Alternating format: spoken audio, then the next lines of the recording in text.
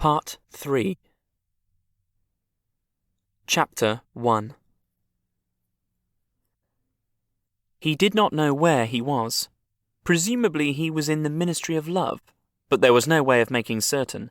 He was in a high-ceilinged, windowless cell with walls of glittering white porcelain. Concealed lamps flooded it with cold light, and there was a low, steady humming sound which he supposed had something to do with the air supply. A bench or shelf, just wide enough to sit on, ran round the wall, broken only by the door, and at the end, opposite the door, a lavatory pan with no wooden seat. There were 4 telescreens, one in each wall. There was a dull aching in his belly. It had been there ever since they had bundled him into the closed van and driven him away. But he was also hungry, with a gnawing, unwholesome kind of hunger. It might be 24 hours since he'd eaten. It might be 36. He still did not know, probably never would know, whether it had been morning or evening when they arrested him. Since he was arrested, he had not been fed. He sat as still as he could on the narrow bench, with his hands crossed on his knee. He had already learned to sit still. If you made unexpected movements, they yelled at you from the telescreen. But the craving for food was growing upon him. What he longed for, above all, was a piece of bread. He had an idea that there were a few breadcrumbs in the pocket of his overalls. It was even possible, he thought this because from time to time something seemed to tickle his leg, that there might be a sizable bit of crust in there. In the end, the temptation to find out overcame his fear. He slipped a hand into his pocket. "Smith!" yelled a voice from the telescreen. 6079 Smith W! Hands out of pockets in the cells! He sat still again, his hands crossed on his knee. Before being brought here, he had been taken to another place, which must have been an ordinary prison or a temporary lock-up used by the patrols. He did not know how long he had been there. Some hours, at any rate. With no clocks and no daylight, it was hard to gauge the time. It was a noisy, evil-smelling place. They had put him into a cell similar to the one he was now in, but filthy dirty and at all times crowded by 10 or 15 people. The majority of them were common criminals, but there were a few political prisoners among them. He had sat silent against the wall, jostled by dirty bodies, too preoccupied by fear and the pain in his belly to take much interest in his surroundings, but still noticing the astonishing difference in demeanour between the party prisoners and the others. The party prisoners were always silent and terrified, but the ordinary criminals seemed to care nothing for anybody. They yelled insults at the guards, fought back fiercely when their belongings were impounded, wrote obscene words on the floor, ate smuggled food, which they produced from mysterious hiding places in their clothes, and even shouted down the telescreen when it tried to restore order. On the other hand, some of them seemed to be on good terms with the guards, called them by nicknames, and tried to wheedle cigarettes through the spy hole in the door. The guards, too, treated the common criminals with a certain forbearance, even when they had to handle them roughly. There was much talk about the forced labour camps to which most of the prisoners expected to be sent. It was all right, in the camps, he gathered, so long as you had good contacts and knew the ropes. There were bribery, favouritism and racketeering of every kind. There were homosexuality and prostitution. There was even illicit alcohol distilled from potatoes. The positions of trust were given only to the common criminals, especially the gangsters and the murderers, who formed a sort of aristocracy. All the dirty jobs were done by the politicals. There was a constant come and go of prisoners of every description: drug peddlers, thieves, bandits, black marketeers, drunks, prostitutes. Some of the drunks were so violent that the other prisoners had to combine to suppress them. An enormous wreck of a woman, aged about 60, with great tumbling breasts and thick coils of white hair, which had come down in her struggles, was carried in, kicking and shouting, by 4 guards who had hold of her, one at each corner. They wrenched off the boots with which she had been trying to kick them and dumped her down across Winston's lap, almost breaking his thigh bones. The woman hoisted herself upright and followed them out with a yell of "Bastards!" Then, noticing that she was sitting on something uneven, she slid off Winston's knees onto the bench.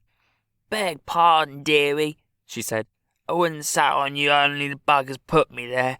They dunno how to treat a lady, do they? She paused, patted her breast, and belched. Pardon, she said. I ain't myself quite. She leaned forward and vomited copiously on the floor. That's better, she said, leaning back with closed eyes. Never keep it down, that's what I say. Get it up whilst it's fresh in your stomach, like.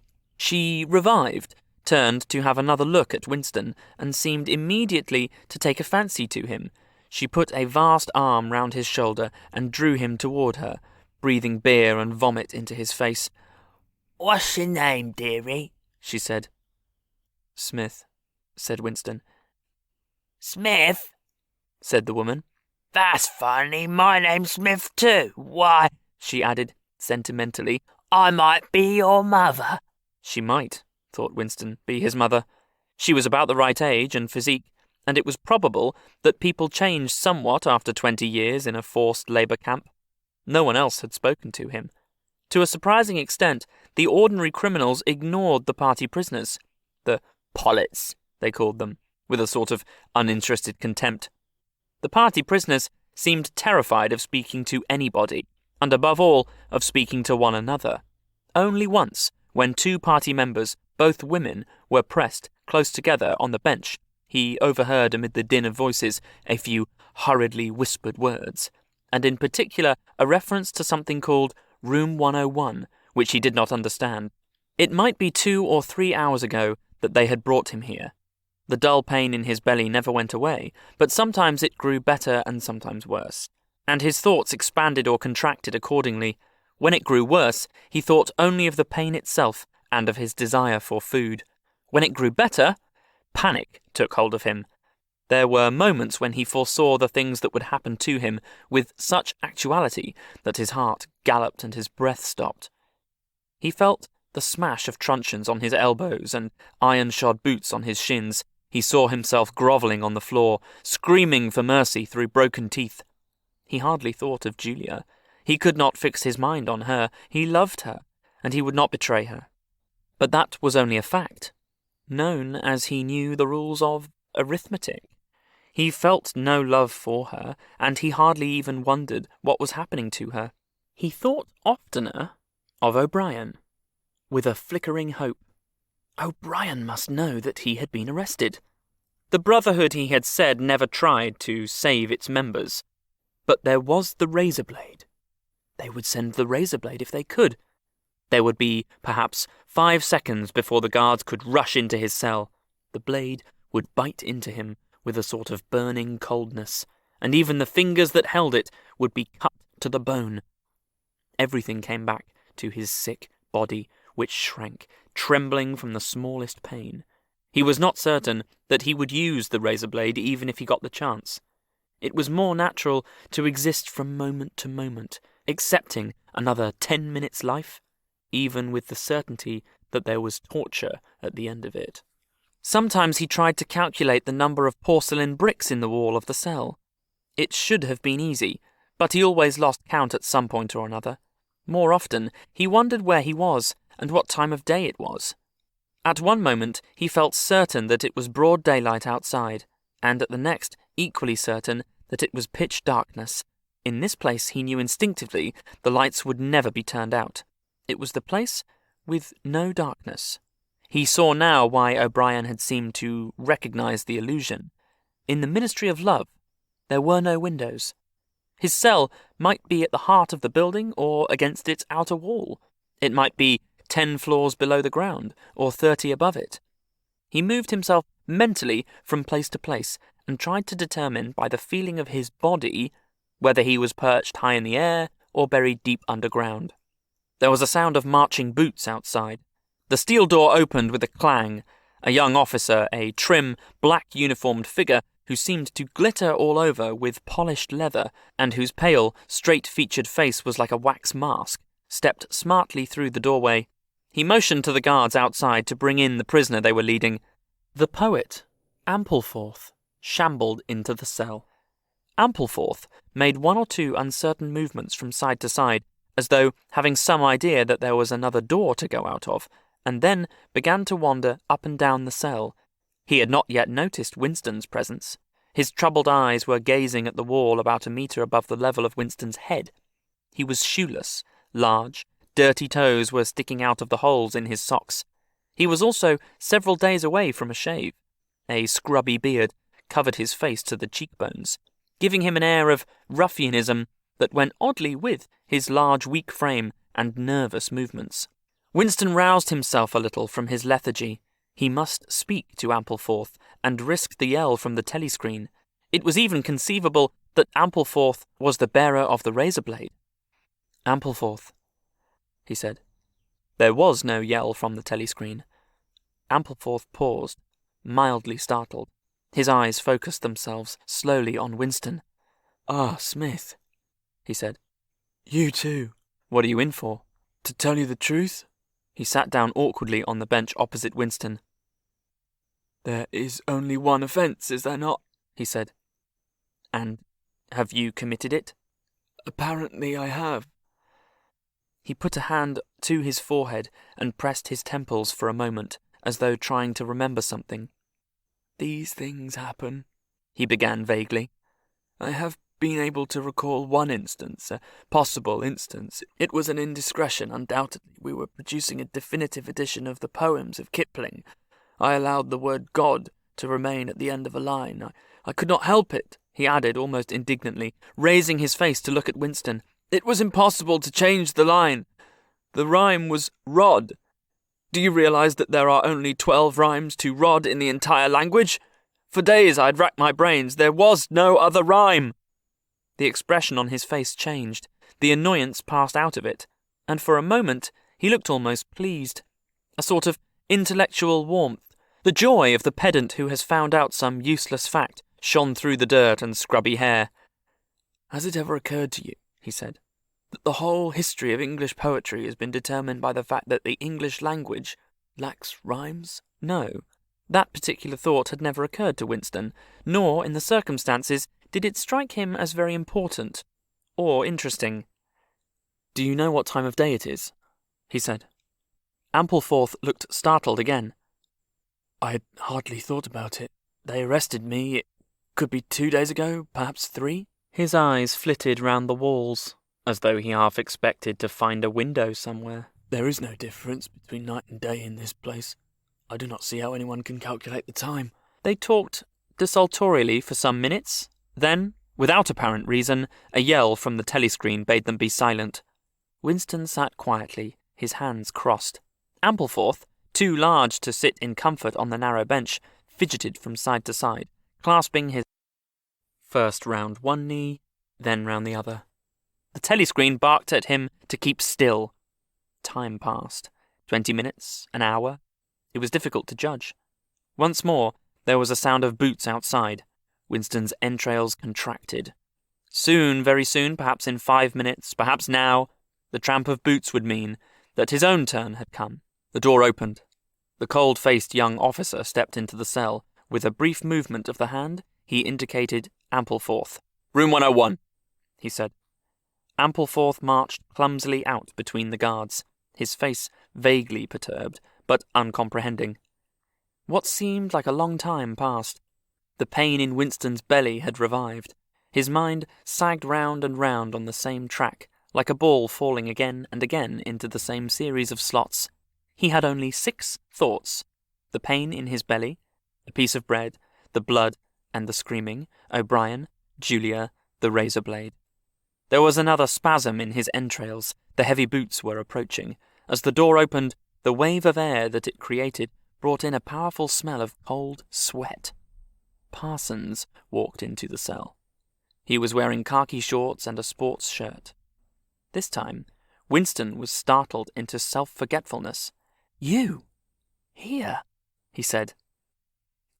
Parsons gave Winston a glance in which there was neither interest nor surprise, but only misery.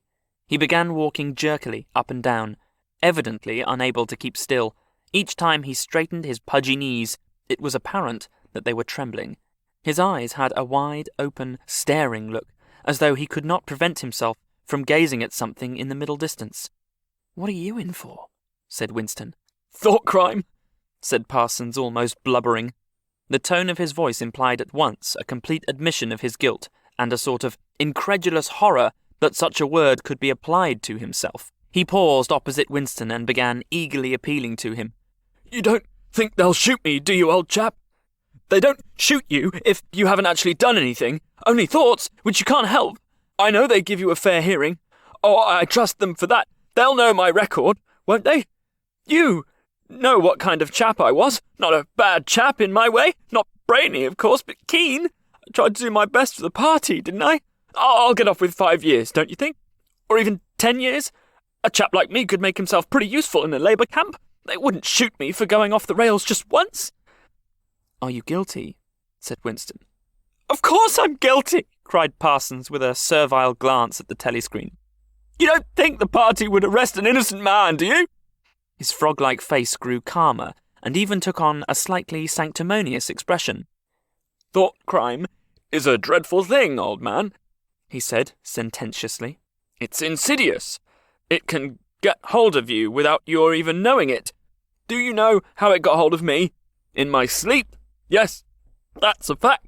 There I was, working away, trying to do my bit. Never knew I had any bad stuff in my mind at all. And then I started talking in my sleep. Do you know what they heard me saying?" He sank, his voice like someone who is obliged for medical reasons to utter an obscenity. "Down with Big Brother." Yes, I said that. Said it over and over again, it seems. Between you and me, old man, I'm glad they got me before it went any further. Do you know what I'm going to say to them when I go before the tribunal? Thank you. I'm going to say thank you for saving me before it was too late. "Who denounced you?" said Winston. "It was my little daughter," said Parsons with a sort of doleful pride. "She listened at the keyhole, heard what I was saying, and nipped off to the patrols the very next day. Pretty smart for a nipper of 7, eh? I don't bear her any grudge for it. In fact, I'm proud of her. It shows I brought her up in the right spirit, anyway." He made a few more jerky movements up and down, several times casting a longing glance at the lavatory pan. Then he suddenly ripped down his shorts. "Excuse me, old man," he said. "I can't help it, it's the waiting." He plumped his large posterior into the lavatory pan. Winston covered his face with his hands. "Smith!" yelled the voice from the telescreen. 6079 Smith W! Uncover your face! No face is covered in the cells! Winston uncovered his face. Parsons used the lavatory loudly and abundantly. It then turned out that the plug was defective, and the cell stank abominably for hours afterwards. Parsons was removed. More prisoners came and went mysteriously. One, a woman, was consigned to room 101, and, Winston noticed, seemed to shrivel and turn a different colour when she heard the words.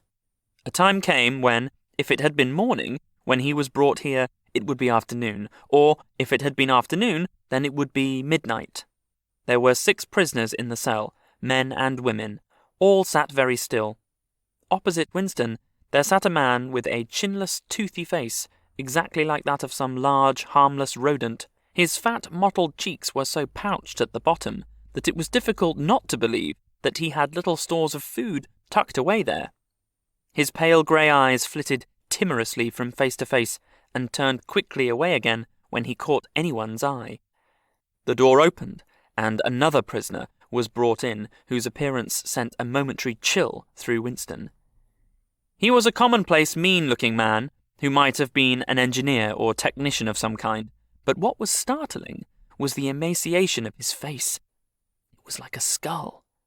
Because of its thinness, the mouth and eyes looked disproportionately large, and the eyes seemed filled with a murderous, unappeasable hatred of somebody or something. The man sat down on the bench at a little distance from Winston.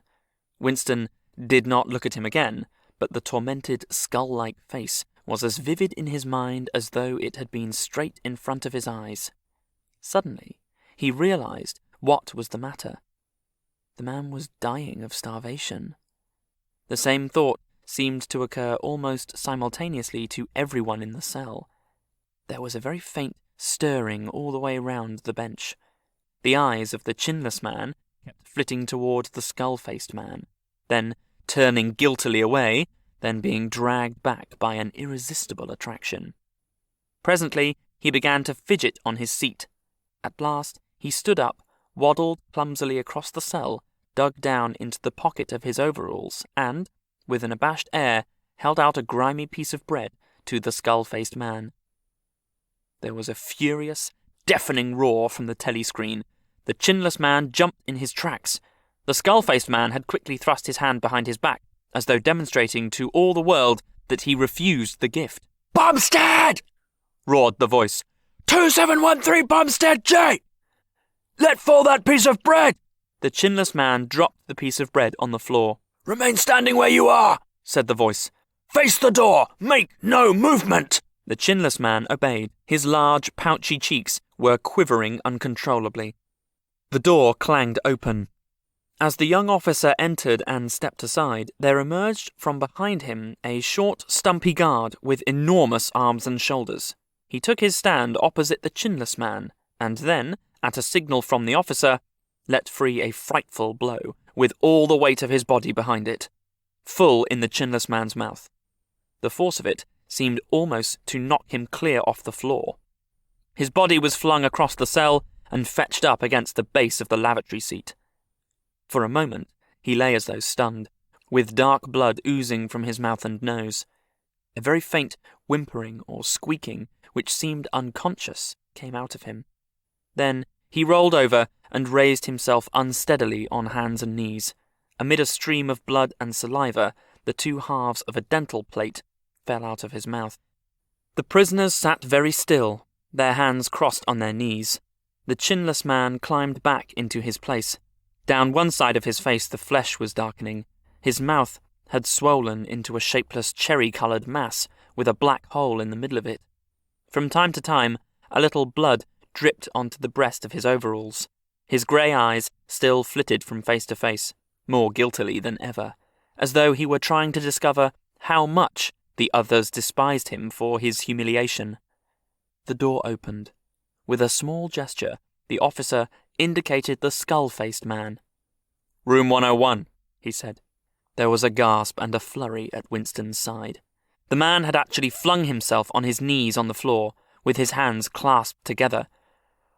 "Comrade officer," he cried, "you don't have to take me to that place.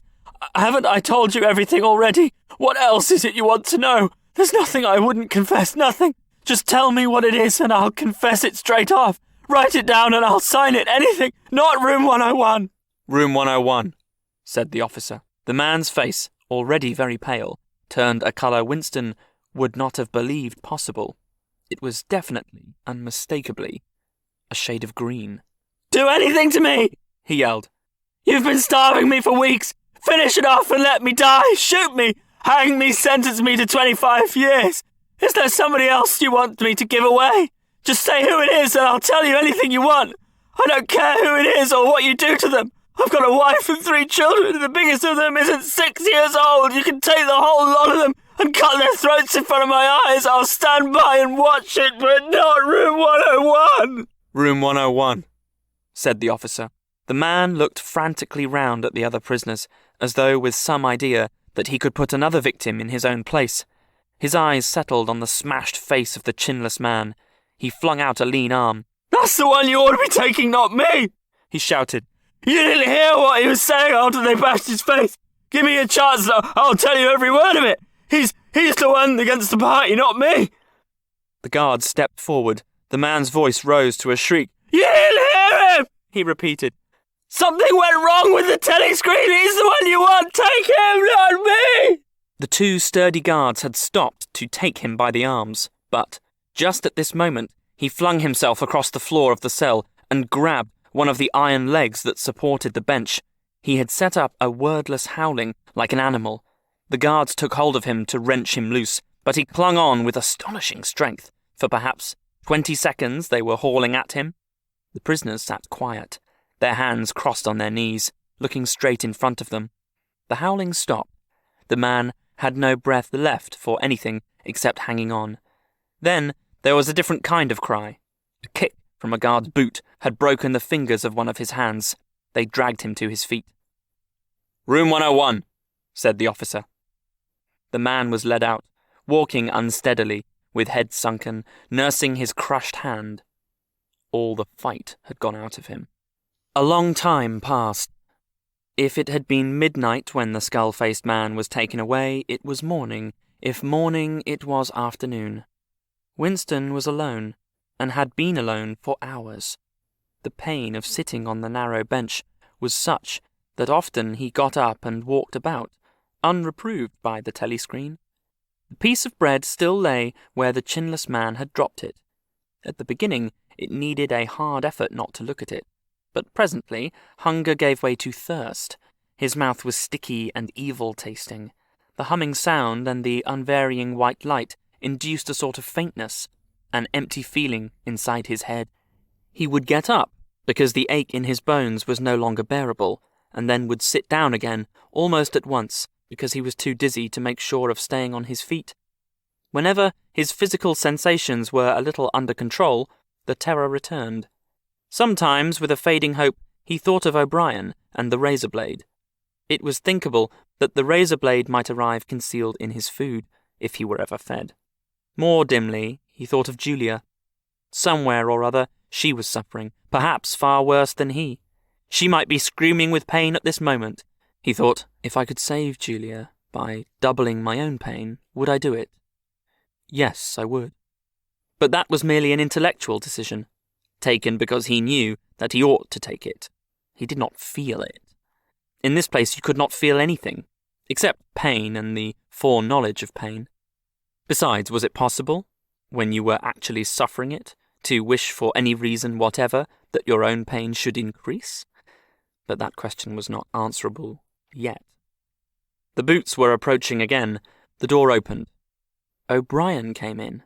Winston started to his feet. The shock of the sight had driven all caution out of him. For the first time in many years, he forgot the presence of the telescreen. "They've got you too!" he cried. "They got me a long time ago," said O'Brien with a mild, almost regretful irony. He stepped aside. From behind him there emerged a broad-chested guard with a long black truncheon in his hand. "You knew this, Winston," said O'Brien. "Don't deceive yourself. You did know it. You have always known it." Yes, he saw now. He had always known it. But there was no time to think of that. All he had eyes for was the truncheon in the guard's hand. It might fall anywhere, on the crown, on the tip of the ear, on the upper arm, on the elbow. The elbow! He had slumped to his knees, almost paralyzed, clasping the stricken elbow with his other hand. Everything had exploded into yellow light. Inconceivable that one blow could cause such pain! The light cleared and he could see the other two looking down at him. The guard was laughing at his contortions. One question, at any rate, was answered. Never, for any reason on earth, could you wish for an increase of pain. Of pain you could only wish one thing, that it should stop. Nothing in the world was so bad as physical pain. In the face of pain, there are no heroes.